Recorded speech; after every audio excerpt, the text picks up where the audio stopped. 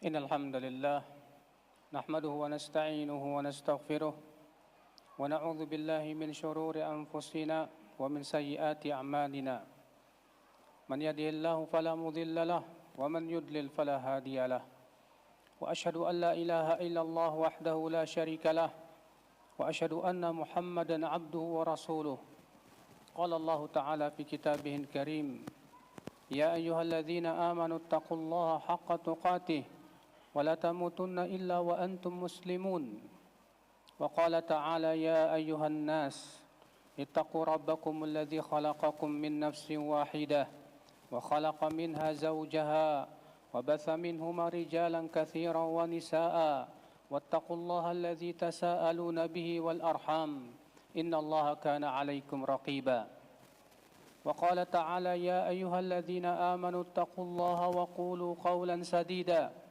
يصلح لكم أعمالكم ويغفر لكم ذنوبكم ومن يطع الله ورسوله فقد فاز فوزا عظيما أما بعد فإن أصدق الحديث كتاب الله وخير الهدي هدي محمد صلى الله عليه وسلم وشر الأمور محدثاتها وكل محدثة بدعة وكل بدعة ضلالة وكل ضلالة في النار. Umat al-Islam, tidak ada yang lebih mulia daripada tauhidullah jalla wa'ala. Tidak ada ilmu yang paling penting kecuali mentauhidkan Allah dan berilmu tentang hak Allah jalla wa'ala. Tidak ada sesuatu yang lebih penting untuk kita pikirkan kecuali yaitu untuk mentauhidkan Allah subhanahu wa ta'ala. Maka kewajiban seorang hamba ya akhwal Islam untuk berusaha merealisasikan tauhid sesempurna mungkin dalam kehidupannya. Karena dengan tauhidlah kita bisa masuk ke dalam surga. Tanpa tauhid mustahil kita masuk ke dalam surga. Karena sesungguhnya Allah menjamin surga itu hanya orang-orang yang meninggal dalam keadaan mengucapkan la ilaha illallah. Allah memberikan surga bagi mereka yang wafat di atas la ilaha illallah. Rasulullah bersabda, man mata wa huwa ya'lamu annahu la ilaha illallah dakhalal jannah. Siapa yang meninggal dunia dalam keadaan ia berilmu tentang la ilaha illallah, apa yang diinginkan oleh kalimat la ilaha illallah, maka ia pasti masuk ke dalam surga. Bahkan Allah akan haramkan atas api neraka orang-orang yang mengucapkan la ilaha illallah karena mengharapkan wajah Allah subhanahu wa ta'ala.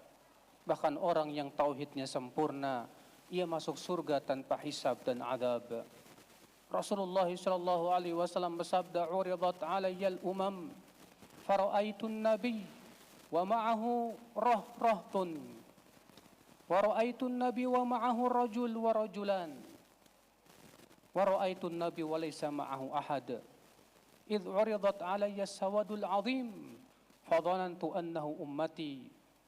ثم عرضت علي السواد العظيم فقيل لي إنها أمتك وفيهم 70,000 يدخلون الجنة بغير حساب ولا عذاب ثم نهض فدخل منزله فخاض الناس ليلتهم. Kata Rasulullah sallallahu alaihi wasallam, diperlihatkan kepadaku umat-umat pada hari kiamat. Maka aku melihat ada seorang nabi diikuti suatu kaum. Ada lagi nabi yang diikuti oleh satu atau dua orang saja. Ada lagi nabi yang tidak ada pengikutnya sama sekali. Karena memang ya akhi, dakwah bukan untuk mencari pengikut, akan tetapi dakwah itu adalah untuk menyampaikan risalah. Yang memberikan hidayah hanyalah Allah jalla wa'ala. Kemudian kata Rasulullah, tiba-tiba diperlihatkan kepadaku kelompok yang besar. Aku mengira itu adalah umatku. Faqila li innaha Musa wa qaumuh. Sesungguhnya itu adalah Musa dan kaumnya. Kemudian diperlihatkan kepadaku kelompok lain yang besar. Lalu dikatakan kepadaku, itu umatmu. Di dalam umatmu ada 70.000 orang yang masuk surga tanpa hisab dan adab. Kemudian Rasulullah pun bangkit dan masuk ke dalam rumahnya. Rupanya orang-orang para sahabat Mereka berbincang-bincang sampai malam mempertanyakan siapa yang bisa masuk surga tanpa hisab dan azab. Itu luar biasa. Di waktu pagi Rasulullah keluar, lalu mereka bertanya kepada Rasulullah, maka Rasulullah bersabda, humul ladzina la yastarqun wa la yaktawun wa la yatatayyarun wa ala rabbihim yatawakkalun. Mereka adalah orang-orang yang tidak minta diruqyah, tidak berobat dengan cara kai, yaitu besi yang dipanaskan, tidak pula menganggap sial dengan burung atau sesuatu pun yang lain, dan mereka hanya bertawakal kepada Allah Subhanahu wa taala saja. Menunjukkan akan kesempurnaan tauhid. Padahal minta diruqyah boleh apabila dibutuhkan, akan tetapi ia tetap meninggalkannya karena khawatir tauhidnya akan tercoreng oleh minta ruqyah tersebut. Saking menunjukkan tawakalnya yang sangat kuat kepada Allah Jalla wa Ala. Dia yakin bahwa yang bisa memberikan manfaat dan mudarat hanya Allah. Sehingga pada waktu itu, ya akhi, dia menjadi hamba yang senantiasa tunduk kepada Allah. Lihat Nabi Ibrahim alaihissalatu wassalam, imamut tauhid, beliau adalah nabi yang sangat mentauhidkan Allah. Allah menyifati Nabi Ibrahim dengan kesempurnaan tauhid. Allah mengatakan, inna Ibrahim kana ummatan qanitan hanifan wa lam yakun minal musyrikin. Ibrahim adalah seorang suri tauladan yang senantiasa tunduk dan patuh kepada Allah dan penuh kekhusyuan, dan ia senantiasa menyimpang dari kesyirikan, senantiasa tegar di atas tauhidullah, dan ia tidak pernah mempersekutukan Allah Subhanahu wa taala. Subhanallah, Nabi Ibrahim disifati dengan 4 sifat yang luar biasa. Yang pertama, beliau adalah qudwah, uswatun hasanah, suri tauladan yang baik. Yang kedua, beliau adalah orang yang senantiasa tunduk dan patuh kepada Allah. Yang ketiga, beliau hanif, senantiasa mentauhidkan Allah, dan beliau tidak pernah mempersekutukan Allah sedikit pun juga. Maka ya akhal Islam, kenalilah hak Allah ini, karena sesungguhnya hak Allah inilah yang akan menyebabkan seseorang selamat dari azab api neraka. Disebutkan dalam hadis riwayat Ibnu Majah, Rasulullah sallallahu alaihi wasallam bersabda, yusahu bi rajulin yaumal qiyamati amamal khalaiq, akan dipanggil nanti pada hari kiamat seorang laki-laki di hadapan seluruh manusia. Fatu'radu lahu tis'atun wa tis'una sijillan, lalu ditampakkanlah kepadanya 99 catatan. Kullu sijillin maddal basar, setiap catatannya sejauh mata memandang, isinya dosa. Kemudian Allah bertanya kepada si hamba ini, alaka udzur, apakah kamu punya alasan? Si hamba berkata tidak. Lalu Allah berfirman lagi, adzalamatka katabatil hafizun, apakah malaikat yang mencatat amalmu telah menzalimi kamu? Orang ini berkata tidak, ya Allah. Maka kemudian Allah Subhanahu wa taala mengeluarkan sebuah kartu yang bertuliskan la ilaha illallah. Lalu si hamba ini berkata, ya Rabb, ma hadhil bitaqa binisbati litilka sijillat. Apa hebatnya kartu ini dibandingkan dengan 99 catatan yang isinya semua dosa. Allah berfirman, innaka latudzam, kamu tidak dizalimi. Lalu kemudian ditimbanglah, disimpanlah kartu la ilaha illallah dalam satu neraca, dan 99 catatan dalam satu neraca yang lain. Ternyata lebih berat neraca la ilaha illallah. Rupanya ia tidak pernah mempersekutukan Allah sedikit pun juga. Sehingga tauhidnya itu menggugurkan dosa-dosanya sebanyak apapun. Oleh karena itu dalam riwayat Tirmidzi, Rasulullah SAW bersabda, Allah Ta'ala berfirman, ya ibna Adam, law balagat dhunubuka, innaka law ataitani biqarabil ardi khataya, thumma laqitani la tusyrik bi syai'a, la ataituka biqarabiha al-maghfirah. Wahai anak Adam, kalaulah kamu datang membawa dosa sepenuh bumi, kemudian kamu meninggal bertemu denganku dalam keadaan kamu tidak mempersekutukan aku sedikit pun juga, aku akan datang membawa ampunan sepenuh bumi juga. Luar biasa ya akhi. Kewajiban kita mentauhidkan Allah sampai kita meninggal dunia. Siapa yang meninggal di atas kesyirikan, haram dia masuk ke dalam surga Allah. Allah berfirman, innahu may yusyrik billah faqad harramallahu alaihil jannah.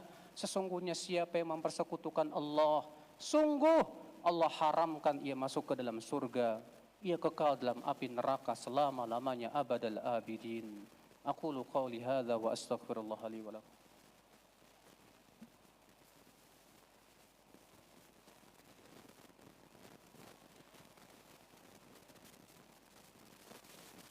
Alhamdulillah wassalatu wassalamu ala Rasulillah nabiyina Muhammadin wa alihi wa sahbihi wa man walah.